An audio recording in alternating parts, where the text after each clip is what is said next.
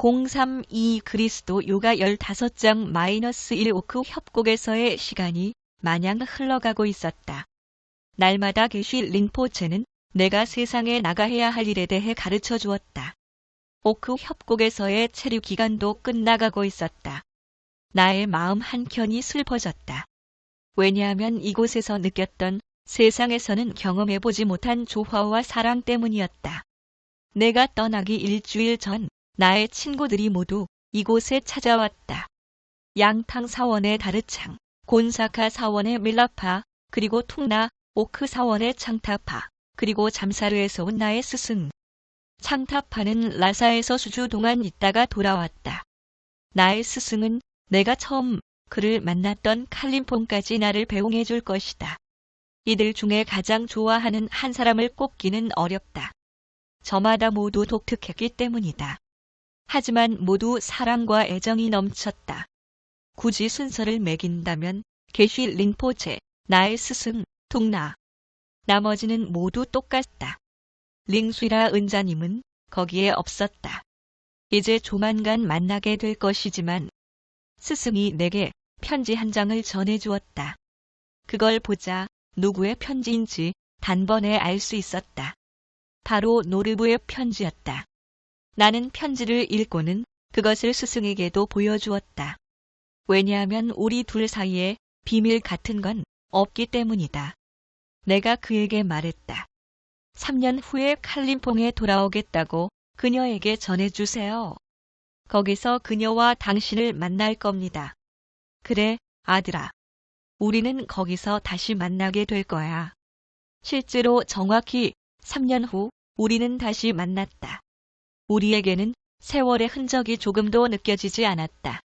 그 누구도 나이를 먹거나 어떤 달라진 느낌을 찾아볼 수 없었다. 그것은 참으로 놀라운 체험이었다. 마치 헤어진 적이 없었던 것 같았다. 우리는 행복한 가족 같았다. 게쉬 링포체, 나의 스승, 퉁나, 창타파, 다르창, 밀라파, 원장 그리고 나. 우리는 함께 왁자하게 웃으며 많은 얘기들을 나누었다. 우리는 그 어느 때보다 열정적으로 지난 이야기 보따리들을 쏟아놓았다. 나는 그간 그들 각자에게 있었던 모든 일들이 몹시도 알고 싶었다. 가장 흥미롭고 기뻤던 것은 퉁나와 나 사이의 텔레파시가 전보다 훨씬 쉽게 이루어졌다는 점이다. 우리는 서로의 상념을 쉽게 읽을 수 있었다. 이제는 원장도 저하지 않고 우리 대화에 적극적으로 참여했다. 나는 그가 교리에 들을 대부분 벗어버렸다는 걸 알 수 있었다. 놀라운 변화였다. 나는 그의 이런 변화된 모습에 대해 말했다. 예. 그가 말했다. 당신이 떠난 후 나는 게쉬 링포체와 오랜 토론을 많이 가졌습니다. 나는 마음의 습관, 구성작용, 신조 등의 허구성을 알 수 있게 되었고 그것들이 떨어져 나가게 되었죠. 그러자 말로 표현할 수 없는 해방감이 느껴지더군요. 예. 내가 말했다. 이번에 당신을 보자마자 한눈에 달라졌다는 걸 알 수 있더군요. 그런데 말이죠. 그가 설명했다. 변화는 여기서 당신의 스승을 만난 이후에 발생한 거예요. 그것이 저로서도 정말 이상해요. 게쉬 링포체는 전에 그런 것들에 대해 말한 적이 없어요. 나를 어리석음에서 구해준 것은 바로 당신의 스승이에요. 그러면서 원장이 나의 스승을 향해 몸을 돌렸다. 나는 그때 받았던 그의 가르침을 지금도 생생히 기억해요. 이 부분에 대한 이야기는 히말라야를 넘어서 8장에 나온다. 게쉬 링포체는 사물의 핵심에 바로 접근하지만 설명 자체는 아주 온화했다. 나의 스승은 그 반대였다. 그는 허구의 핵심을 바로 찌르고 문제의 본질을 드러내 보여주었다. 게쉬 링포체는 보다 부드러웠다. 그는 차분하게 무엇이 틀렸는지 설명해 주었다. 그러나 나의 스승은 문제의 핵심을 바로 쳐서 그것을 해체했다. 두 분 다 위대한 현자들이었다. 그러나 가르침의 방식에 있어서는 큰 차이가 있었다. 나는 둘 다 필요하다는 걸 알았다. 덧붙이자면 링수이라 은자님은 또 달랐다. 그렇다고 해서 그가 나의 스승이나 게쉬 린포체보다 더 위대한 마스터라고 말하는 건 아니다. 하지만 그럼에도 그에게는 뭔가 특별한 것이 있었다. 마치 이렇게 말하는 듯하다. 나는 이 세상에 속해 있지 않아. 한 사람 한 사람이 모두 나의 삶에서 중요한 위치를 차지하고 있었다. 나는 그들과 완벽하게 조화를 이룰 수 있었다. 퉁나, 다르창, 밀라파, 창타파 그리고 원장, 이들은 모두 나의 공부에 특별한 위치를 차지했다. 돌이켜보건대 그 모든 것들이 너무도 명확하게 보인다. 그것은 계획에 착착 들어맞았다. 하지만 그것은 인간의 마음이 만들어낸 계획이 아니다. 그것은 인간적인 마음을 훨씬 넘어서 있는 계획이다. 깊이 들여다보면 지상의 우리의 존재는 인간의 이해와 의지의 수준을 넘어서 있다는 걸 알 수 있다. 왜냐하면 우리는 신의 영으로부터 태어난 존재이기 때문이다. 땅 위에 누구도 아버지라 부르지 말라. 너희 아버지는 하늘에 계신 한 분이기 때문이다. 어느 날 저녁 우리는 원장의 방에서 함께 초몰하리를 바라보고 있었다. 달빛이 그 위를 비추고 있었다. 하늘은 맑았다. 협곡에는 구름 한 점 없었다. 커다란 통나무 장작의 잔화가 방 안을 검붉게 밝히고 있었다. 우리 8사람이 모두 그 자리에 있었다. 그런데 갑자기 링수이라 은자님이 우리 가운데 나타났다. 나는 놀라지 않았다. 왜냐하면 그때 마침 나는 그를 깊이 생각하고 있었기 때문이었다. 당시 방 안에는 그가 무련할 수 있을 만큼 충분한 엑토플라즘이 있었음에 틀림없었다. 비록 우리가 그 목적으로 모인 것은 아니었지만 이윽고 그가 말했다. 약속대로 내가 왔습니다.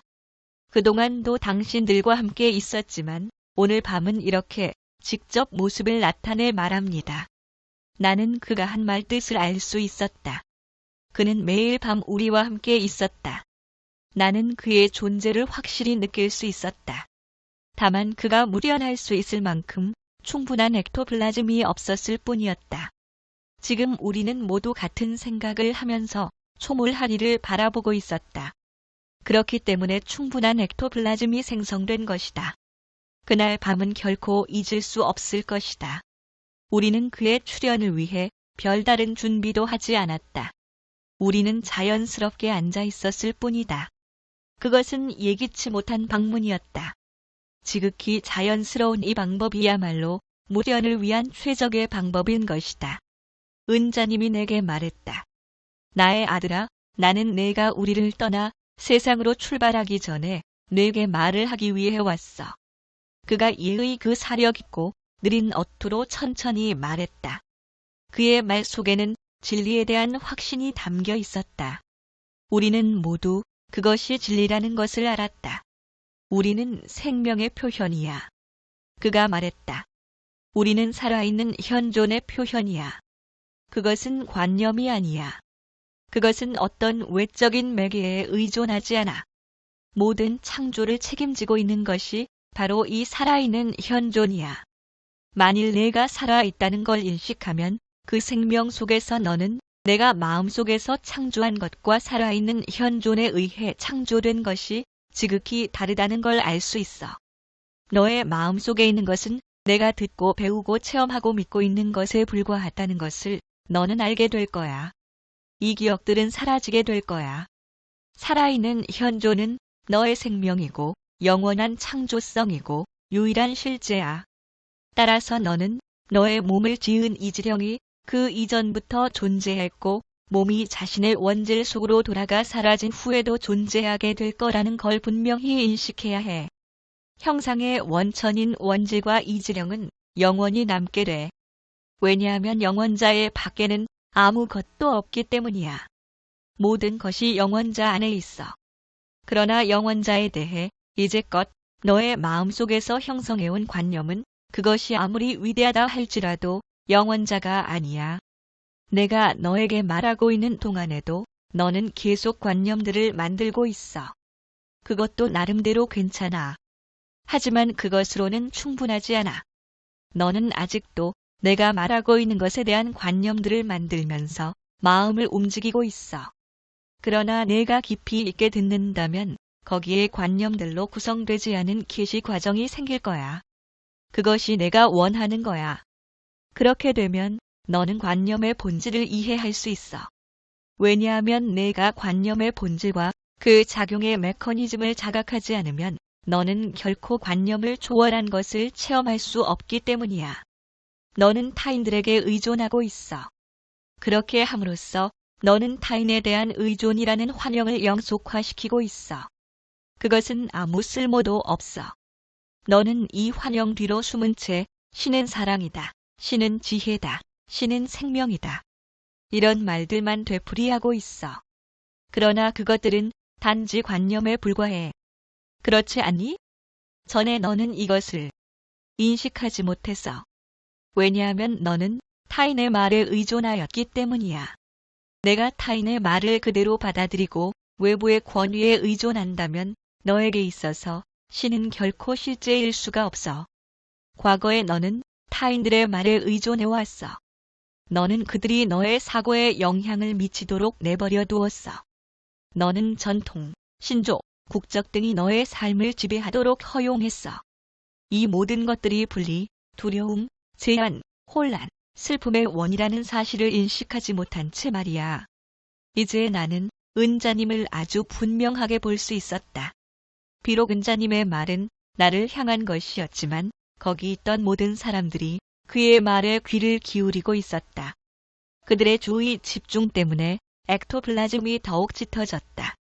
그 순간 마치 내가 링수이라 은자님의 암자에 와 있는 듯 했다.